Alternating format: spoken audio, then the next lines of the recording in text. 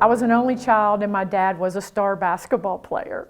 And that's what we did in our free time. I grew up on a farm, and if we weren't chasing a cow or riding a horse, we were playing basketball in the backyard. And so I developed that love early. And, I never realized that, number one, it would help me pay for my college career, to help pay back my parents for all they had done for me, but it also provided an incredible way for me to make a living. And I didn't necessarily start out that way. People laugh at me, but I was an elementary education major. But when I got into coaching and I worked with some of the young women that I had the opportunity to work with, I knew that I was in the right profession and that I did not want to leave it quickly, that I wanted to be a part of the success of women's athletics. My first job was at Middle Tennessee State. I came and I never left. I thought I would coach a few years and go back and teach elementary school because I love helping people. Little did I know I was going to be helping people. They were just going to be college students. And my story is, I came there to coach women's basketball, and I was told I was going to coach volleyball too at the same time. Our male counterparts in men's basketball, they had 2 full-time assistants who coached no other sports. Here I was the only assistant, and I coached 2 sports. And in volleyball, I had no assistant, no manager, very few players. So I was the head coach, the assistant coach, the bus driver, the manager, and I had a whole other team. And, we don't have that anymore. I'm so happy to say that all of our sports have multiple coaches now, and they don't just get by. They have professionals in each of the sports. So when I first started, literally, people say, what drove you into administration? That's what drove me into administration. I wanted to make sure that my volleyball team had the same opportunities of just my women's basketball team, because they weren't the same. I walked in my volleyball locker room, we had no practice clothes, no uniforms, no balls. And in basketball, I had all those things. So very early in my career, I realized that things were very different, even for our own women's sports, and they weren't anywhere near the men's sports at certain times. So when you talk about all the aspects of Title IX, having the ability to be coached, having the same equipment, having the same opportunities to practice, having the same opportunity to get tutors or athletic training, we don't worry about those today. We know that our athletes are going to get the same kind of care, the same kind of coaching, and that's exciting to me, that they have scholarship abilities, they have cost of attendance, they have all of the things that our male counterparts have. I know there was a big discussion this year in the basketball championships about differences, and this is not the first year. Every year I was on the committee, we fought for those kind of things. And so there's still some inequities. There will always be some, but we are so much closer than we were 50 years ago. And I'm so proud of the pioneers that fought for us to make sure that we got what we needed to compete and to excel. So it's exciting to think about how far we've come. Pat Summit was a couple of years older than myself, but we started our careers at pretty similar times. And seeing what she was able to do, I dare say that when Tennessee opened up an opportunity to a graduate assistant to just take over their little women's team, they had no idea what would happen. But given that opportunity, she took it, she ran with it, and she excelled. And when I think about the number of lives that she changed, it's just incredible to think about. That to me is the most important part of being in the field of sports now. I look back at some of my former athletes, and I am so proud of them and their accomplishments on the playing fields or the playing court, but I'm even more excited about their accomplishments now that they've graduated and they've gone on. I think it's very important that they came in and they were able to obtain a degree that they might not have otherwise been able to receive. I know I had a few early in my career that would not have gone to college had they not been recruited to play women's basketball or volleyball. And so when you think about all the doors of opportunity we've opened for our women, it's just an exciting thing, and I'm just glad to be a part of that. If you come to my office, all I have is pictures of former athletes, and I can tell a story about every single one of them and what they're doing now. And to me, helping young women change other young women and then go on to become great, successful business women is the greatest part about me being in the world of sports. Having been on the women's soccer committee, the women's volleyball committee, and then most recently the women's basketball committee, that's one of the things we always talk about is exposure for women. And I think too many times, too many people want to compare the male and the female level of play. And it bothers me because I think they're very different. We play very different games. I'm going to take basketball for an example because I played basketball. When you look at men's basketball versus women's, they're very different games. Sometimes I think we try too hard to make them the same game and they're not. I grew up in the era in Tennessee where there was 3-on-3 women's basketball, and we were told that we could never play college ball because it was too strenuous and we didn't run the whole floor. And quite honestly, I think we proved that wrong because I was able to go and get a college scholarship and play 5-on-5. And so I think too many people think it has to be the same. And if they could appreciate it for the sport that it is. I mean, you know, obviously softball and baseball are different sports, but you can't tell me women's softball is not exciting. You look at the, we got the exposure and once we got the TV time on ESPN, I think it's become one of their most exciting and well-received sports. So I think it has to be exposure, and we have to work harder and harder every year to just make sure that we're doing the things to get our athletes out there and get them that media attention and exposure that they so deserve. And I think as we do that, it's just going to get better and better. I think women's soccer probably proved that. I know we're still trying to get salaries at the same level, but I think the exposure of our women's U.S. team showed us very clearly that we can all compete at a very high level, and it's very exciting for those that are watching it. You know, you can never be too busy for anyone. I'm always excited to see young men and young women come in and say, I want to go into the field of sports. I think when you look at what has occurred when women have been given opportunities, it's phenomenal.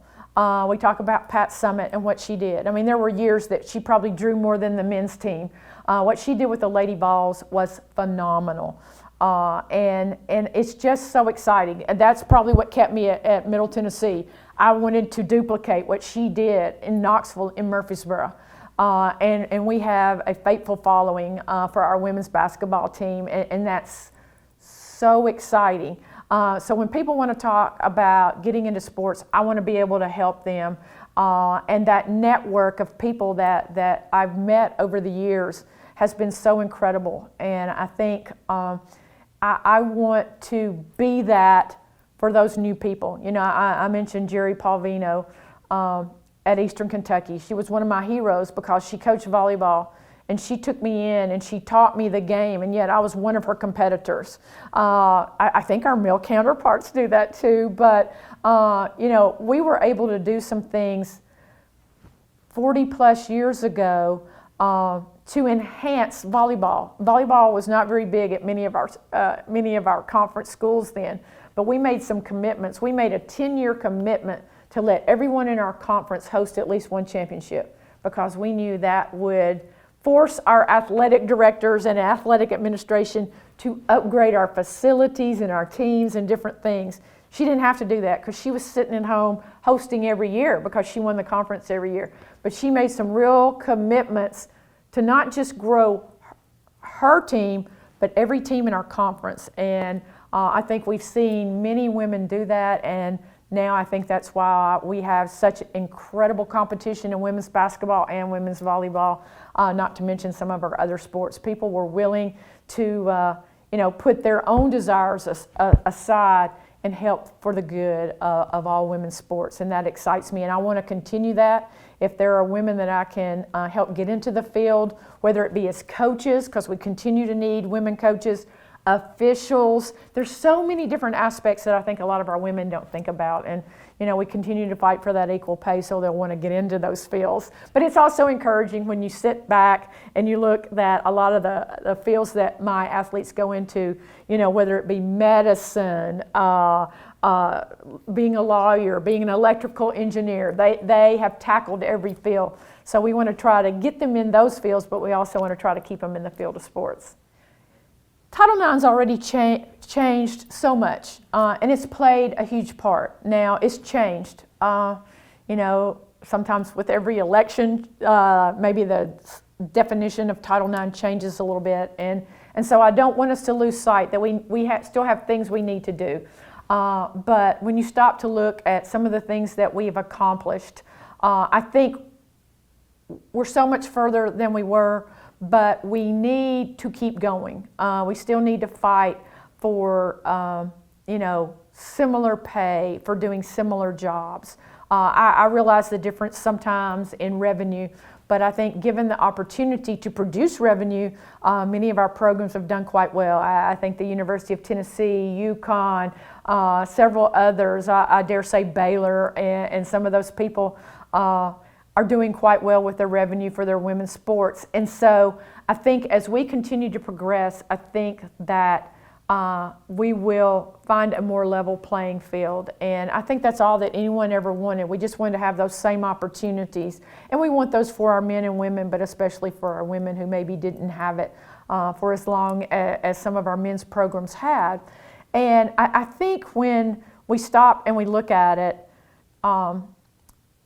we can be proud of the fact that the women's basketball championship has grown greatly in support. I think some of the changes that ESPN has made in the championships and when they are played has made a great impact on the game. I think women's softball has made a huge impact in the TV market. I'm so excited to see the WNBA attracting some of the same sponsorship opportunities and attendance records. While on the basketball committee, one of the things I did was do a site visit for future championships. And we went to Minnesota, where the Final Four is this year. And as we were looking at them as a possible host for the championship, our visit happened to hit the weekend of the WNBA All-Star Game. And when we walked into that facility and we were able to see that All-Star Game almost sold out with over 16,000 fans, I felt like we had arrived. And while we may not have all of the numbers that the men have, we are getting there and we are holding our own and we are making our way. So we want to continue to do that because we play an incredible brand of basketball, volleyball, softball, and we want everyone out there to know how hard these athletes work and that while their game may be a little bit different, it is all exciting to watch. And I can't emphasize enough the value of sports and what I think it has done to enhance a lot of young men and women's lives. And so we need to keep doing that. We need successful people out there, not only in our sports, but as they go into the workforce. And to know that pushing for Title IX has helped increase opportunities for women in all those areas is probably the most exciting and most important aspect of my career. When I got out of college myself, there weren't very many programs around, and the University of Tennessee was not a great program. The Wayland Baptist Flying Queens and the Belmont Bruins and Tennessee Tech were three of the top programs in the country.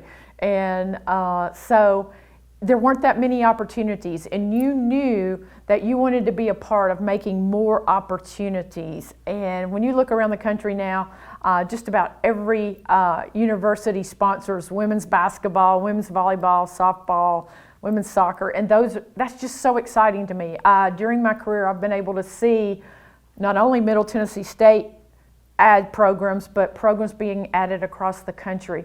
So I have many heroes. Most of them are in women's basketball because that was my chosen sport, but many people don't know it, but I was also asked were told to coach volleyball too. And Coach Jerry Palvino was at Eastern Kentucky, and we were in the OVC back then, and she dominated. But she took an interest in a little basketball coach that had to coach volleyball, and she taught me so much about the sport, and she invested in my career. And that's what made me want to invest in other young women in their careers. It's all about giving people opportunities, and in the field of women's sports, we have made so many advancements in the last 50 years. When I was on the volleyball committee, the championship was at Louisville, and Julie Herman was an associate AD there, and we brought back for the 40th anniversary the individual that put forth Title IX legislation, and she came and spoke to the Final Four teams, and she was talking about that she basically put forth legislation because female professors weren't getting promoted for tenure at the same rate as the male professors. She had no idea it'd have an effect on athletics. And you know, most of our athletes sat there and didn't even really know what she was talking about because they had so many opportunities. They didn't know that women used to have to buy their own shoes, buy their own uniforms, be their own coaches, pile in a station wagon and drive to a game. And you thought in 40 years, wow, we're so proud of ourselves that we've come so far. But now you take it a step further, and this 50th anniversary, you're looking at it and you're like, wow, we have come a long way, and our women have so many opportunities today.